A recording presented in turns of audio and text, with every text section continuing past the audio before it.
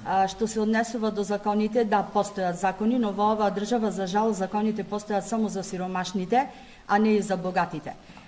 Кога зборувам и кога пишувам на Фејсбук, јас секогаш пишувам социјални теми, бидејќи и претходно кажав, овие поскапувања најмногу ги засегаат, дали се оправдани или неоправдани, најмногу ги засегаат припадниците на пониските класни слоеви.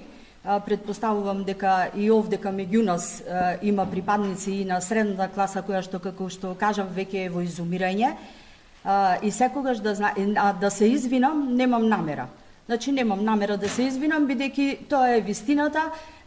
Прво, лично јас сум засегната од сите овие поскапувања, затоа што предпоставувам дека малкумина од вас знаат како е да живееш една недела или цел месец со исклучена струја, што струјата не е наша ингеренција на крајот на краиштата, меѓутоа да спомнам, затоа што совршено добро ги разбирам проблемите на сиромашните и токму поради тоа немам намера да се извинам, ниту ги прифаќам овие поскапувања, а како што кажав за законите си постојат само за нас сиромашните, додека богатите се заштитени од законите и од државата и од системот во кој живееме и со кој сме вратени во среден век.